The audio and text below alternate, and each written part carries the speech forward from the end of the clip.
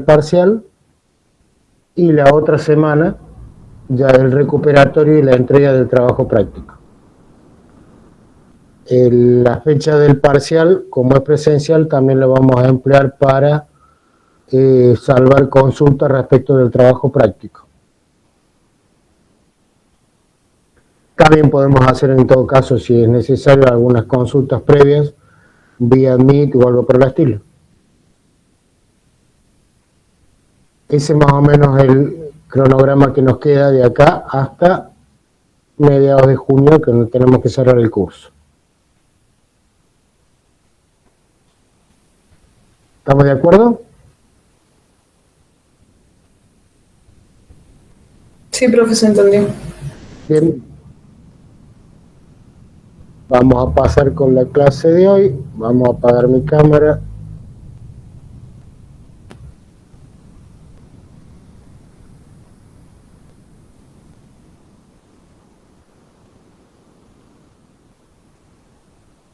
¿Se ve la pantalla? ¿Se escucha bien? ¿Todo bien? Vamos adelante entonces. Administración de las operaciones. ¿A qué llamamos administración de las operaciones? El diseño, operación y mantenimiento de los sistemas de producción que crean bienes y servicios de una empresa. Es decir, nosotros tenemos los insumos, le vamos a aplicar a esos insumos la materia prima, la mano de obra, el capital, la información y la administración. Va a ir a los procesos de transformación y vamos a obtener los bienes y servicios. A partir de ahí va por retroalimentación nuevamente y va al ajuste entre lo que está planificado y lo que está obtenido.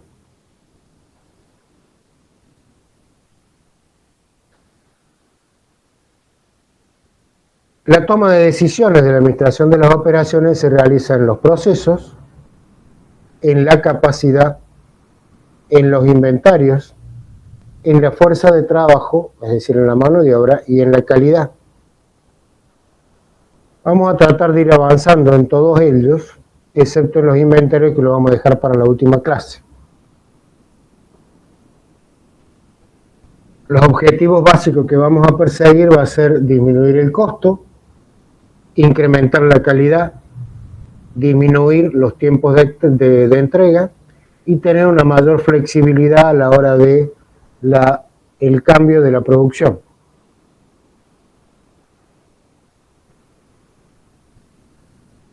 Si recordamos un poquito,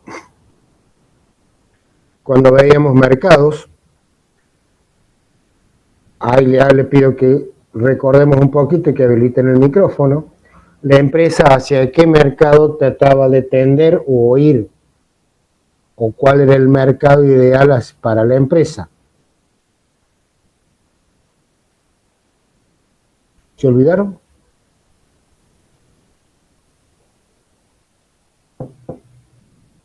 ¿O se fueron a tomar el café?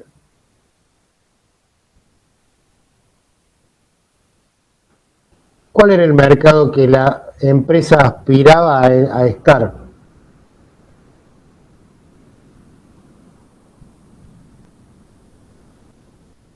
¿Competencia perfecta, profe, era eso? ¿O no? No, monopolio. Monopolio u oligopolio.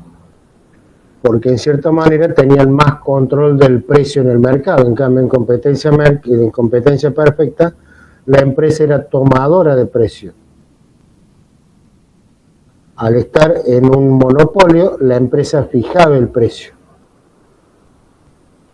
Entonces, las empresas van a tratar de buscar las estrategias corporativas. Es un poco lo que vimos en la final de la clase pasada, cómo se van integrando, formando los trust holding, para llegar a tener menor competencia en el mercado. Establecidas las estrategias corporativas, la empresa ya puede saber cuál va a ser su planificación de demanda, es decir, cuánto es lo que tendría que ofrecer para satisfacer esa demanda. Entonces, a partir de ahí pasa ya a las estrategias operacionales. Y de esas estrategias operacionales dijimos que va a tomar decisiones sobre el costo, la calidad, la flexibilidad y la entrega. Va a tener objetivos de disminuir los costos, incrementar la calidad, tener mayor flexibilidad de cambio de producción y disminuir los tiempos de entrega. Para eso va a tomar decisiones de los procesos de producción, la capacidad que tiene la planta, los inventarios que posee, la calidad y la mano de obra. Entonces, dentro de mi empresa vamos a tener mi sistema productivo, van a entrar los insumos y va a salir los bienes y servicios, los cuales se van a colocar en el mercado y del mercado es donde obtenemos los insumos.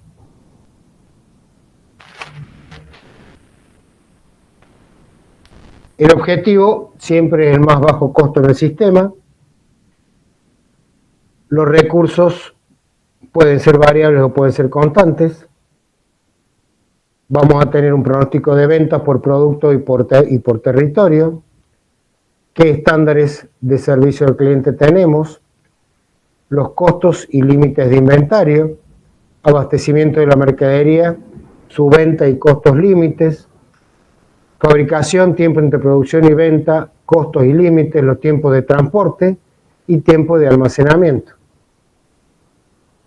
A partir de ahí va el modelo de logística y de distribución y vamos a tener el programa de abastecimiento de materiales, el programa de almacenamiento de materia prima, programas de producción, programas de almacenamiento de productos terminados, programas de envío de productos terminados y el plan de inventario.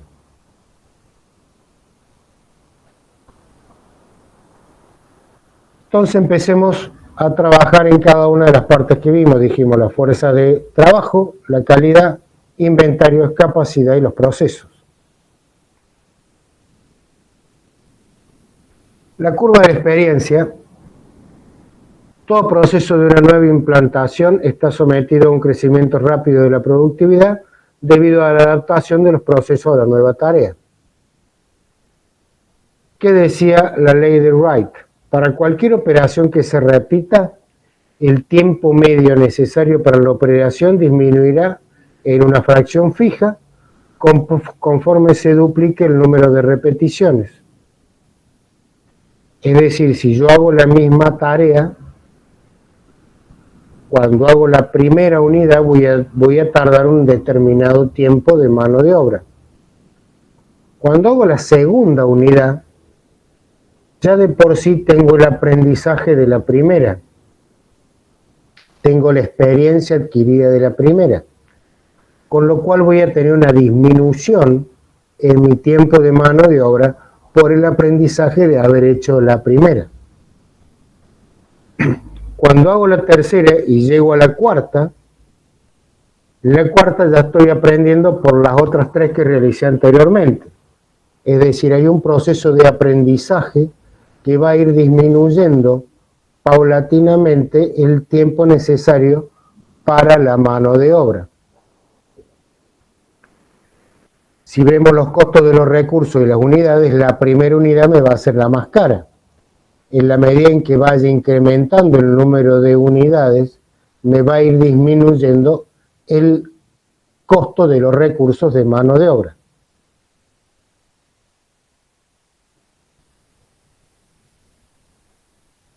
Está basada la curva de la experiencia está basada en una duplicación de la productividad. Cuando la producción se duplica, la disminución del tiempo por unidad está afectada por la tasa de la curva del aprendizaje. Si yo, por ejemplo, tengo una tasa del 90%, es decir que al duplicar mi producción, yo disminuyo el tiempo de mano de obra en un 10%. Es decir que la primera unidad me va a costar a mí un 100 de cantidades de horas, un 100%. Cuando duplico y llego a la segunda unidad, va a ser el 90% del tiempo empleado en la primera. Cuando duplico y llego a la cuarta, voy a tener el 90% del 90% que tenía en la segunda. Y así sucesivamente me va a ir disminuyendo el tiempo o el costo de mano de obra en la medida en que voy duplicando mi cantidad de producción. El porcentaje de la curva del aprendizaje representa la disminución de costos en factores de la producción por cada duplicación de unidades de producción. ¿Cómo se determina? Vamos a tener el costo para producir la unidad X acumulativa, va a ser igual a un costo de producir la primera unidad por el número de unidades producidas acumulativas elevado a la n, donde n es la razón entre el logaritmo de phi y el logaritmo de 2. Phi es el porcentaje de la curva de la experiencia.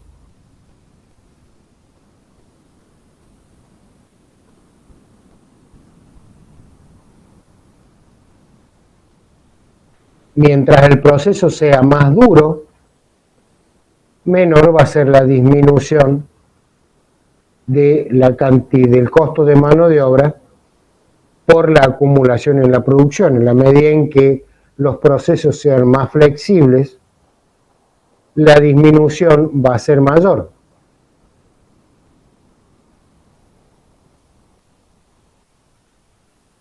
Entonces, ¿de qué va a depender la curva de la experiencia? Va a depender de la empresa, de la experiencia de la empresa en la fabricación del producto o de la prestación del servicio.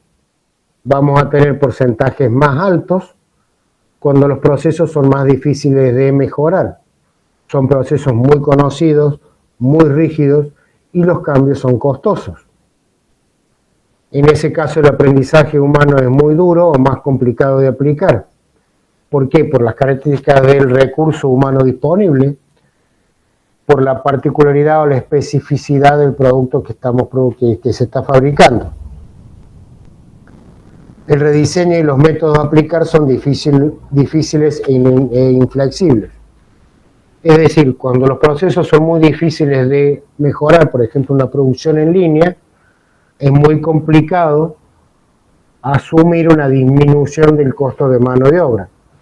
Cuando no tenemos mano de obra calificada, también es complicado asumir que el aprendizaje va a redundar en una disminución de costos. Y cuando el rediseño o los métodos a aplicar son muy inflexibles, también es muy complicado. Caso contrario de estos, vamos a tener porcentajes más bajos, o sea, porcentajes más altos en disminución de tiempo.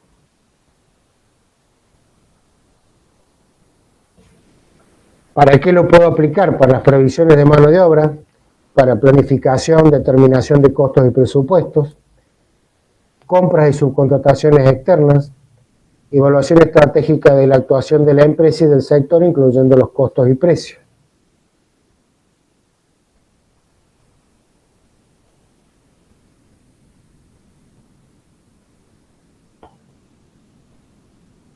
También dijimos que íbamos a trabajar en la fuerza de trabajo, en los procesos y en la capacidad de la planta. Si analizamos los procesos, primero analicemos el ciclo de vida de un producto. Lo primero que tenemos a la hora de querer elaborar un producto es una generación de ideas. En la medida en que vamos puliendo esas ideas por medio de estudios de factibilidad o estudios de perfil, esas ideas muchas van quedando en el camino porque no van pasando los estudios de factibilidad. Aquellas que van continuando con el tiempo y los estudios posteriores pasan a la etapa de desarrollo, posteriormente al prototipo y finalmente a la implementación del producto comercial.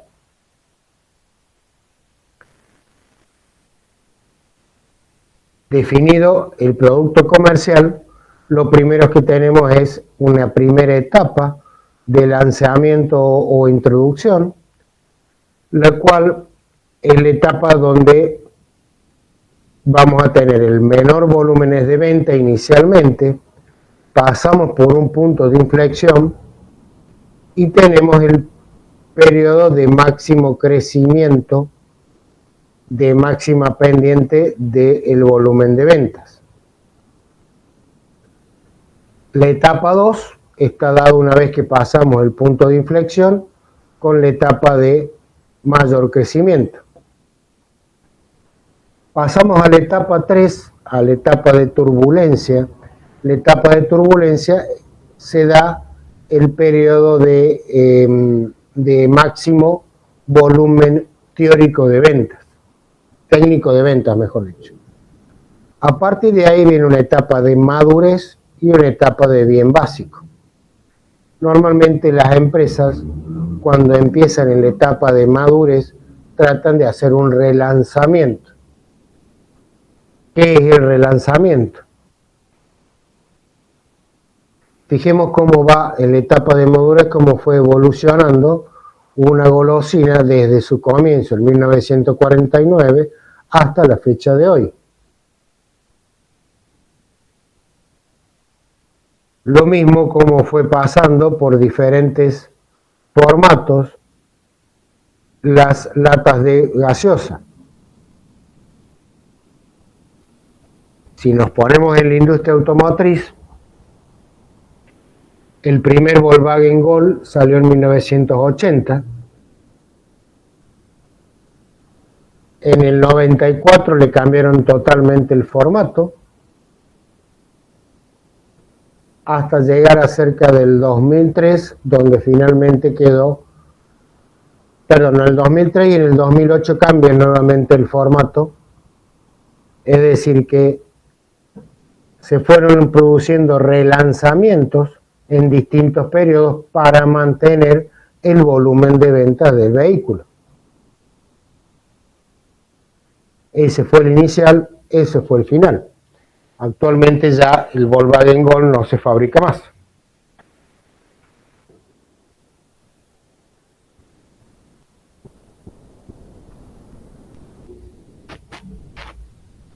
En la primera etapa dijimos que tenemos el lanzamiento. Hay una gran variedad de productos. La tecnología está puesta a punto, hay innovación, la demanda es baja. Los flujos de fondos normalmente son negativos porque estamos en el periodo de la inversión inicial. Hay pequeños competidores sin competencia directa. La forma de competencia es exclusividad. Los compradores potenciales son lentos y la distribución es poca. Y la medida en que ya entramos a la etapa de crecimiento, estamos en una etapa de estandarización. Ya la tecnología empieza a consolidarse, tenemos una demanda creciente, los flujos de fondos ya pasan a ser positivos y crecientes, aparecen nuevos competidores, la forma de competencia es por calidad y por disponibilidad, el aumento de la demanda es creciente y la distribución es disponible. En la etapa de turbulencia, la variedad del producto ya es concentrada, la tecnología está consolidada, la demanda elevada, los flujos de fondos positivos, los competidores débiles dejan el mercado porque no pueden competir, pues ya estamos en un alto volumen de ventas. Hay poca diferenciación en la forma de competencia, los compradores potenciales son importantes y la distribución es alta. Ya en la etapa de madurez, el diseño es dominante, la tecnología está estabilizada, realizándole pocas modificaciones. La demanda es definida y elevada, hay reposición. Los flujos de fondos siguen siendo positivos. Hay pocos grandes compradores. La forma de competencia es por precio y dependencia. Los compradores potenciales ya empiezan a bajar y la distribución es intensiva. Ya cuando tenemos un bien básico, ya hay una alta estandarización, no hay nueva tecnología, la distribución está consolidada, en disminución la demanda, ya entramos en la parte baja, puede haber flujo de fondos negativos, la competencia se da solamente con algunos sobrevivientes, la forma de competencia es por el precio, los compradores potenciales son muy bajos y la distribución es alta.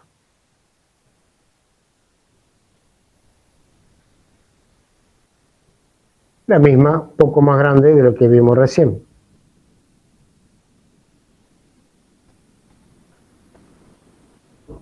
Siguiendo con los procesos los podemos clasificar de acuerdo al tipo de proceso que tenga. Con lo cual me aparecen primero que nada el tipo de flujo o la secuencia de las operaciones. En función de la secuencia de las operaciones o el tipo de flujo podemos hablar en línea, que puede ser en masa o por ensamble o continua, intermitente por talleres o equipos, taller de trabajo o lotes o por proyecto, o por tipo de pedido, que puede ser para almacenar, para producir por pedido, especificidad del productor, o sea, ya un producto estándar, un producto específico que se define a un cierto plazo, que me permite en función de los procesos establecer las estrategias, conocer cuáles son los equipos y las instalaciones que vamos a necesitar y la especificidad de la mano de obra que vamos a requerir, si vamos a requerir mano de obra calificada o no calificada. En línea, si lo analizamos puntualmente, tenemos producción en masa,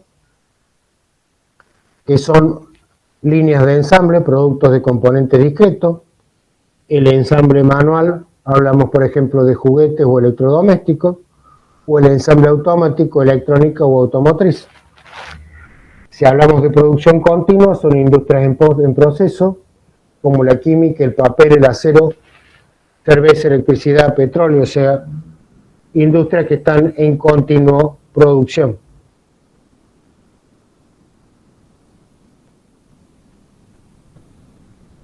Cuando hablamos ya de procesos en línea, dijimos masa o ensamble, son componentes discretos, partes, que siguen una secuencia en línea, pasando de una estación a otra, a un ritmo determinado y controlado. La producción continua es un flujo continuo no discreto, hay una conversión de materiales no diferenciados, son estructuras que ya están muy automatizadas, debe operarse permanentemente, un corte o un cierre o vuelta a funcionar genera costos altísimos. En la época de la pandemia había una pizzería en Buenos Aires que tenía un horno leña, que trataban de ir todos los días a alguien para mantener el horno en cierta forma caliente, porque si se enfriaba le iba a ser demasiado costoso levantar la temperatura nuevamente de ese horno a la hora que empezara a trabajar nuevamente.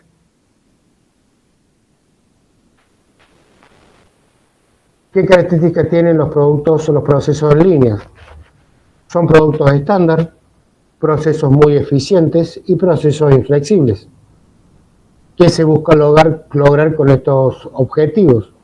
La máxima eficiencia del capital, mano de obra no calificada, una tarea rutinaria, producto estandarizado, alto volumen de producción, recuperar el costo capital y que el equipamiento sea especializado.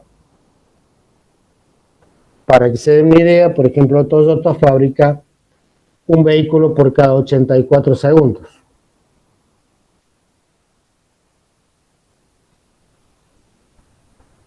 Cuando ya hablamos de procesos intermitentes, tenemos que hablar de taller de trabajo, que es la producción en pequeñas series de una gran cantidad de variados productos. Generalmente son distintas secuencias de trabajo, por ejemplo, las herramientas mecánicas de mano, las fábricas de aviones, etc. o por lotes, que es un taller poco estandarizado.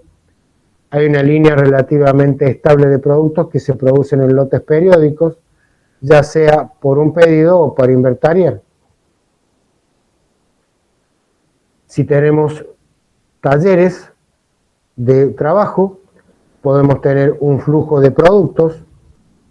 Ese flujo puede tener una determinada secuencia de producción pasando por distintos talleres y de esa manera llegar a productos intermedios o finales dentro de su línea de producción.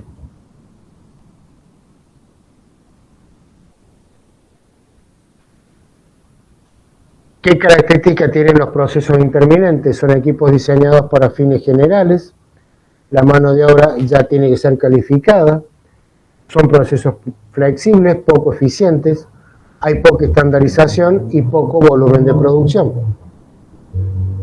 La eficacia la podemos medir como el tiempo total por tarea o para cada tarea por el tiempo total de las operaciones por ciento. Un proceso intermitente tiene una eficacia del orden del 10 al 20%, mientras que un producto en línea la eficacia está en el orden del 90 al 100%.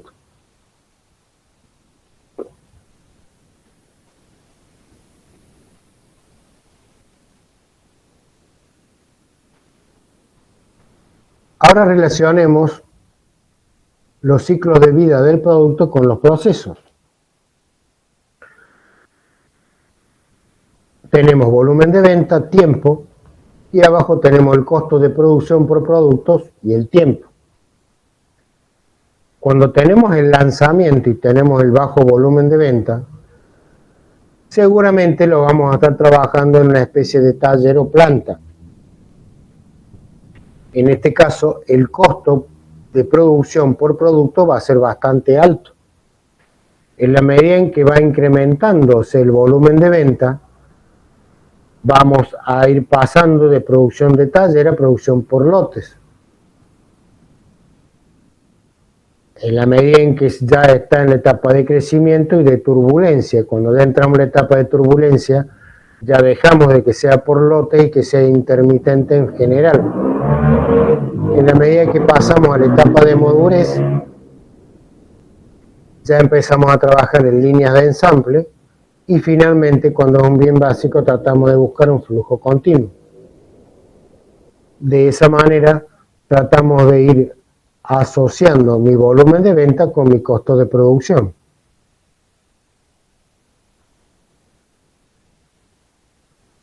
Esto me permite a mí establecer la matriz producto-proceso, donde en la medida en que voy moviéndome dentro de la diagonal principal, voy a tener mi optimización dentro del proceso productivo. Entonces, cuando tenemos productos a medida, me conviene trabajar por proyecto, el flujo es muy variado. Cuando ya empezamos con especialidades, si bien tenemos bajos volúmenes de producción, pero ya podemos trabajarlos por taller o por lotes. En la medida en que empezamos a trabajar ya con productos genéricos, hablamos de volúmenes altos de algunos productos, ya empezamos a trabajar en línea por trabajador y finalmente, cuando tenemos volúmenes altos y productos estándares, empezamos a trabajar en línea o en procesos continuos. En la medida en que nos movamos dentro de la diagonal principal, vamos a tener la mayor eficiencia. Si nos movemos trabajar con un producto, con un flujo continuo, evidentemente vamos a tener ineficiencia de costos. Y por otro lado, trabajar con flujos muy variados, vamos a tener costos de oportunidad muy altos si pensamos en volúmenes altos de producción.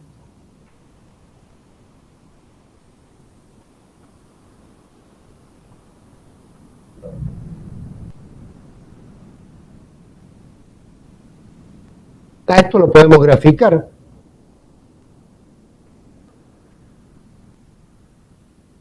En la medida en que tengamos, por ejemplo, productos por proyecto, vamos a tener el menor costo de implementación de mi producción. Pero incrementar el volumen me va a ir produciendo mayor cantidad de costos.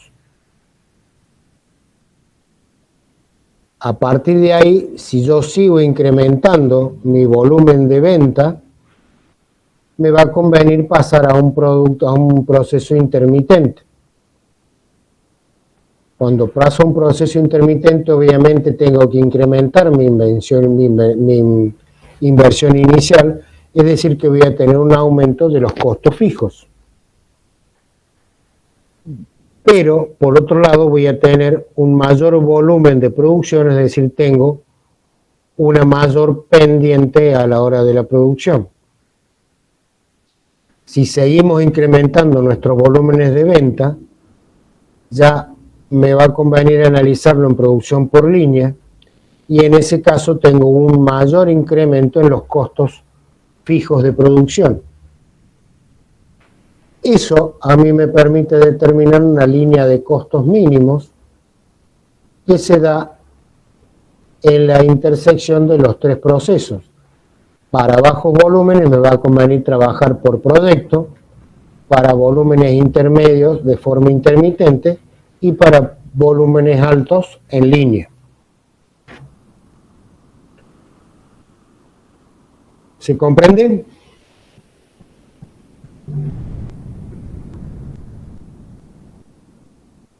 ¿Preguntas?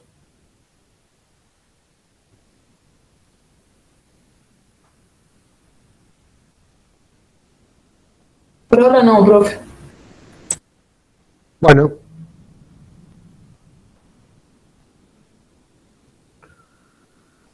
Dijimos que la empresa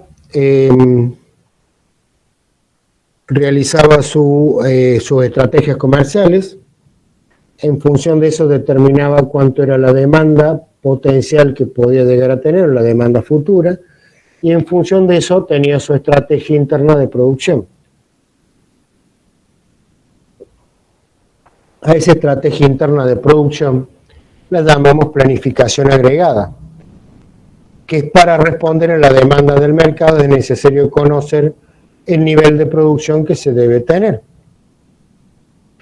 Para ello se calcula la producción agregada, que me permite adquirir recursos de producción y determinar la capacidad necesaria, es decir, las instalaciones, mediante la proyección de la demanda, la determinación de los insumos y la adecuación o ajuste de los insumos.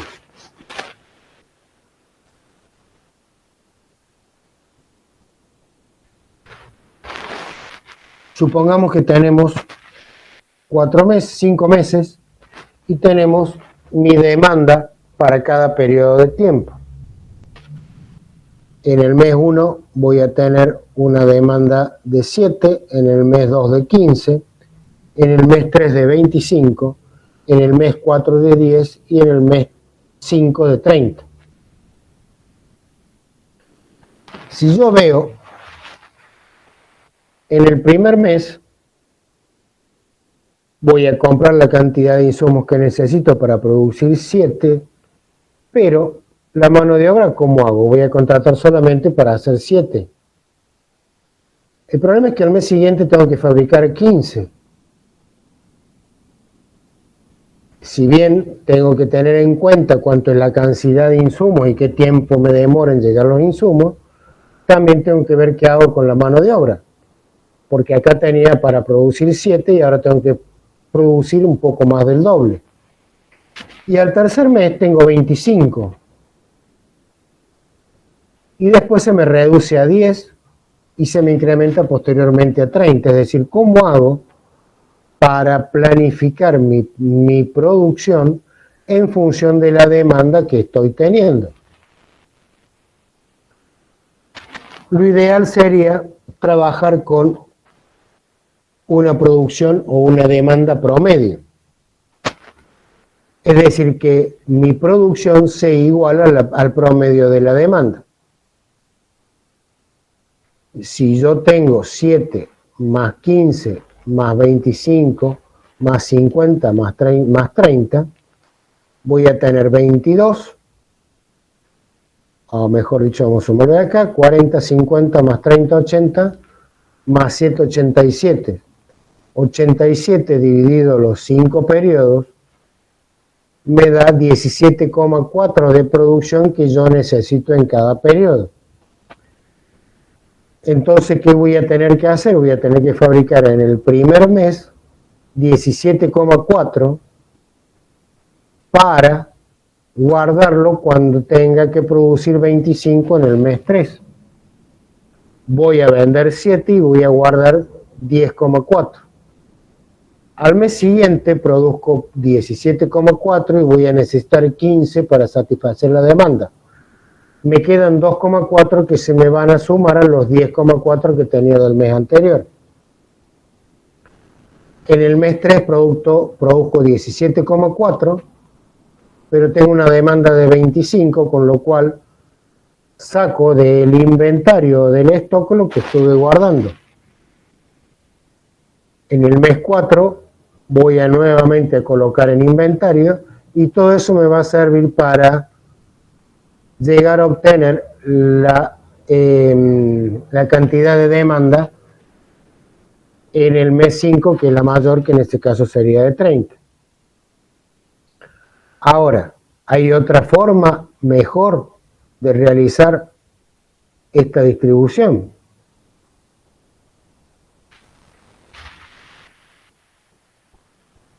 Para eso existe la programación agregada. Lo ideal es que mi producción sea igual a la demanda. Es decir, que si yo tengo mi demanda acumulada en la curva azul, mi producción se pegue a esa curva. De esa manera yo tengo que ir ajustando la mano de obra y la materia prima a las necesidades que me va requiriendo por la demanda. El otro caso es el que vimos recién, donde mi producción se iguala al promedio de la demanda.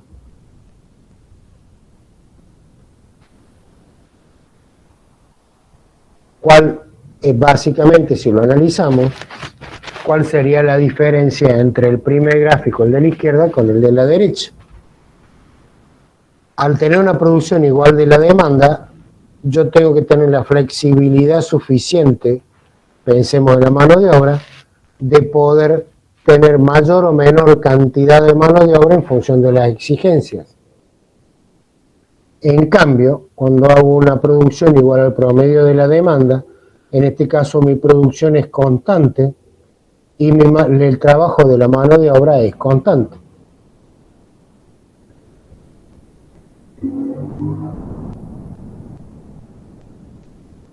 Volvemos al ejemplo anterior. Tenía mi producción 15,7, 15,7. Puedo llegar a tener inclusive, perdón, me perdí, me colgué. Habíamos dicho en el ejemplo anterior que teníamos una demanda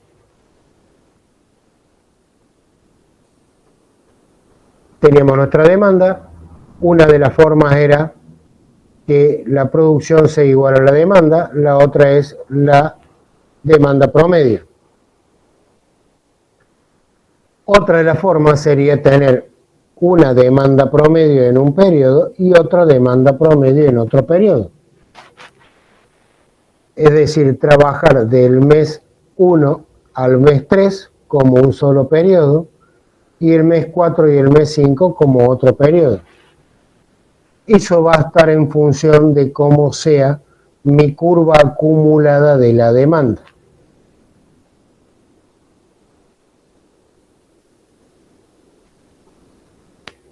Obviamente, si mi curva tiene una formata más a la inversa de la que estamos viendo, voy a tener que en mi planificación agregada y al tener una producción constante, me puede dar la generación de altos inventarios iniciales y finales dentro de mi periodo de producción.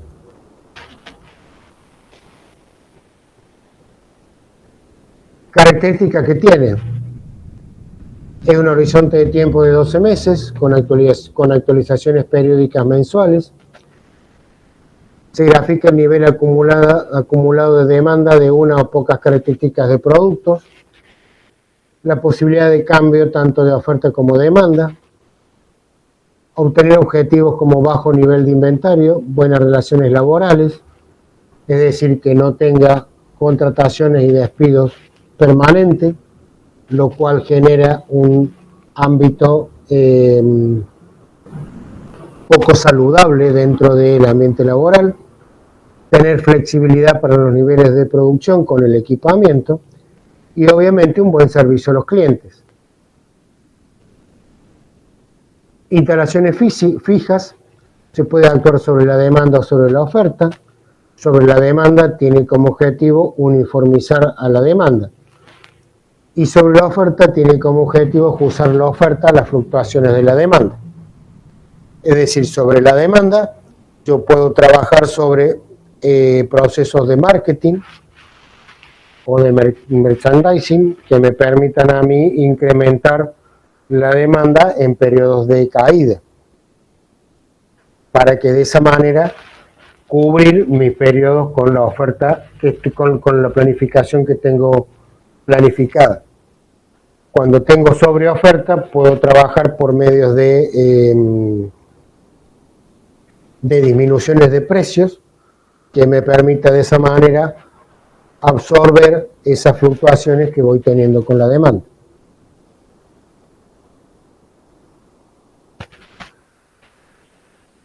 ¿Cuáles son las 3 estrategias que tenemos? Nivelar la fuerza de trabajo, es decir, una producción constante. Eso me va a producir altos niveles de inventario, lo cual puede ser iniciales o finales. Lo que tengo que tratar de lograr es por lo menos ser tangente en 2 puntos de mi curva acumulada de demanda.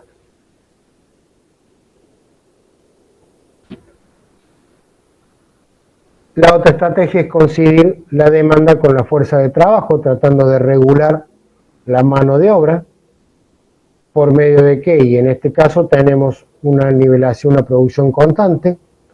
A partir de acá incrementamos nuestra producción, es decir, tengo que realizar contratación de personal. Cuando llego a este nivel tengo una disminución de la producción, es decir, tengo un despido de personal, y después vuelvo a los mismos niveles que tenía anteriormente. La otra es una planificación intermedia, se busca minimizar los inventarios y realizar un manejo de la mano de obra con personal que no sea especializado, sobre todo en los periodos de alta y baja en la producción.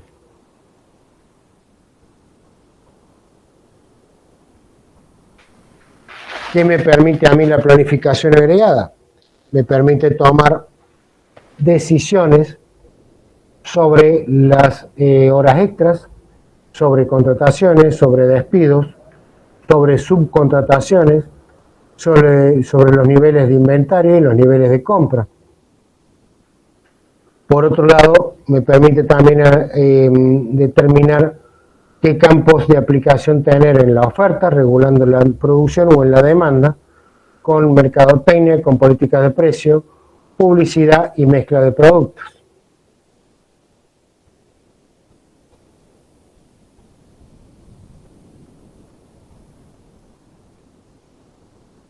Entonces,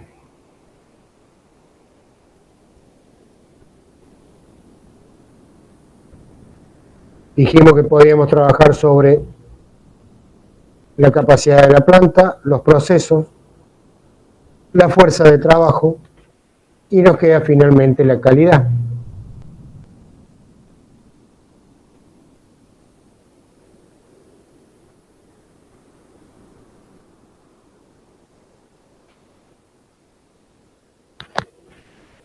Calidad, el gerenciamiento de la calidad total es administrar la organización en conjunto para elevar y superar las características o atributos que son importantes para los clientes de los productos y servicios resultantes. Tenemos para poder manejar la calidad distintas herramientas como el diagrama causa-efecto o el diagrama de Ishikawa, planillas de inspección, gráficos de control, cursogramas, histogramas, diagramas de Pareto y diagramas costo-calidad. Los que están más resaltados en negro son los que vamos a ver en lo que queda de la clase de hoy. El primero que tenemos es el diagrama de Pareto. Es una herramienta que se utiliza para priorizar los problemas o las causas que lo generan, de manera que se identifique dónde dirigir los esfuerzos para mejorar. Busca reducir los problemas más significativos. Se llama diagrama de Pareto en honor al economista italiano Wilfredo Pareto. ¿En qué consiste? En ordenar las quejas de mayor o menor repetición en un histograma y el porcentaje acumulado de cada uno de ellos. También es conocido como el diagrama 80-20, el cual se refiere a que el 20% de los problemas son la causa del 80% de las fallas, el 20% de las personas causan el 80% del ausentismo, el 20% de la población del mundo controla el 80% de la riqueza. Es decir, básicamente que el 20% de los problemas son el 80%, son la causa del 80% de las fallas. Entonces, tratando de identificar cuáles son ese 20% de los problemas, trabajar de esa manera, ese 20% me va a implicar en reducir el 80% de los problemas de calidad que yo poseo. Para lo cual hay que identificar el o los problemas, identificar las causas, calcular la frecuencia en que se dan o se repiten las causas, calcular porcentajes y porcentaje acumulado de cada elemento, realizar un gráfico de barras, trazar un gráfico lineal que represente el porcentaje acumulado, identificar pocos elementos vitales y los muchos elementos triviales. Lo que dijimos recién fue lo siguiente: trabajar un histograma donde tenemos los tipos de quejas y el número de quejas o fallas correspondiente a cada uno de los tipos de quejas. Posteriormente podemos graficar una frecuencia acumulada, el cual va a partir de 0 y me va a llegar al 100%, que es las frecuencias de las quejas o de las fallas acumuladas. Es decir, que yo trabajando el 20% de las causas, me va a permitir a mí trabajar el 80% de las fallas.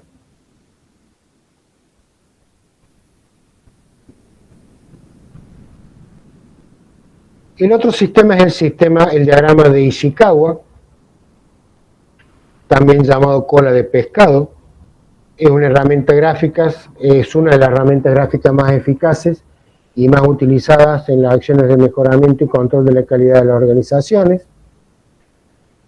Me permite de una forma sencilla agrupar y visualizar cualquier problema o resultado que se pretenda mejorar. Fue creado por Ishikawa en el año 1953. Sirve de guía objetiva para la discusión y la motivación. Las causas del problema se buscan activamente y los resultados quedan plasmados en el diagrama. Sirve para señalar todas las posibles causas de un problema, cómo se relacionan entre sí, con lo cual la solución de un problema se vuelve un reto y se motiva hacia el trabajador por la calidad. Para iniciar la búsqueda de la solución de un problema en general y para obtener la información para construir un diagrama de Ishikawa en particular, a menudo se utiliza una sesión de lluvia de ideas.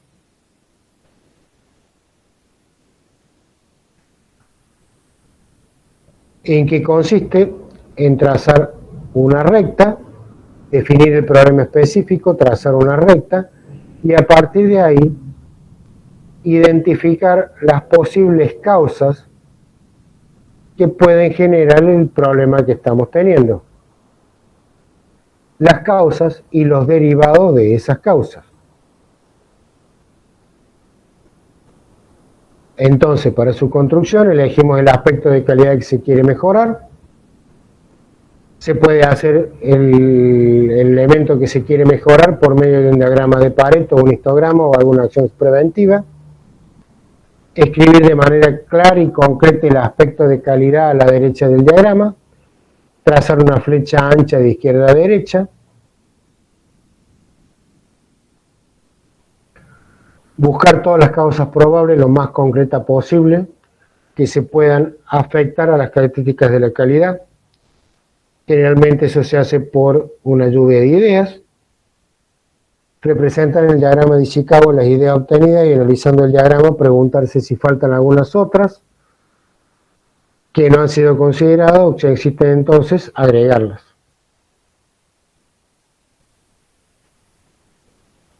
Se realiza su construcción, decidir cuáles son las causas más importantes a través del consenso de votación, o bien si se tienen disponibilidad empleando otros datos, decidir sobre cuáles causas se van a actuar. Para ello se toma en consideración el punto anterior y lo factible que resulta corregir cada una de las causas, y se prepara un plan de acción para cada una de las causas a ser investigada o corregida. El resultado que podemos tener es algo similar a esto. Una variación dimensional, o sea, una variación en un tamaño, se puede dar por un problema de máquinas, por un problema de mano de obra, por un problema de materiales o por un problema de los métodos de producción. Y a partir de ahí, ver si en caso, por ejemplo, que fuera de la máquina, la estabilidad de la misma, cómo su operación, si está en mal balanceo, si son por herramientas por deformación, por abrasión, si hay una inspección de ítem de las partes o hay un método a la hora de la inspección, y así se van surgiendo todas las ideas para constituir mi diagrama de Ishikawa.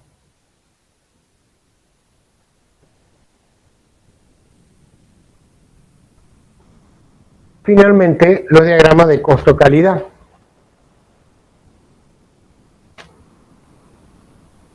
Tenemos en ordenada costo y en abscisa defectos. Cero costo, alto costo, 100% defectuoso, sin defectos. Si nosotros pensamos cuáles son los costos por defectos, cuanto más defectos tenga, más costo por defectos tenemos. Es decir, que cuando tenemos 100% defectuosos, estamos en mi punto más alto del costo por defecto.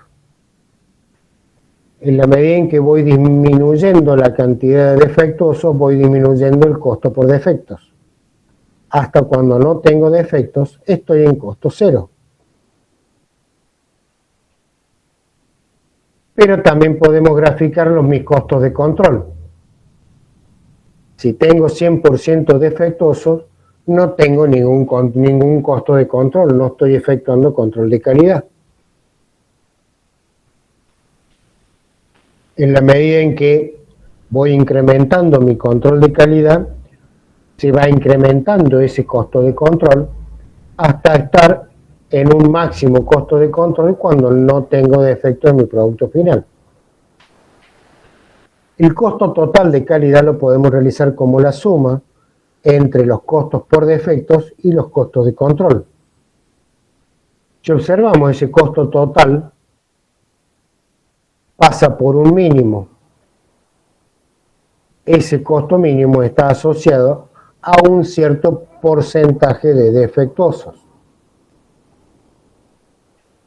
Con lo cual, yo puedo trabajar en un entorno de costo mínimo o de costo de calidad, dado por un valor de costo entre un límite superior y un límite inferior. y controlar en la medida la cantidad de defectos para que ese costo esté dentro de los límites que ha fijado la industria o la fábrica o mi sistema productivo para establecer los controles de calidad y los estándares de calidad de mi producto final. Obviamente, como vemos, el costo mínimo de calidad no es aquel que tiene 0 defectos. Bien, ¿preguntas? No, profe, por mi parte. No, profe, por ahora no. Bueno, le estoy debiendo subir el LEP para algunas de las clases. Mañana estimo que se las voy a subir a todas. ¿Sí? Buenísimo. Cualquier cosita a disposición. Si no, nos vemos el jueves que viene. Perfecto, profe. Ok. Muchas gracias. Buenas tardes.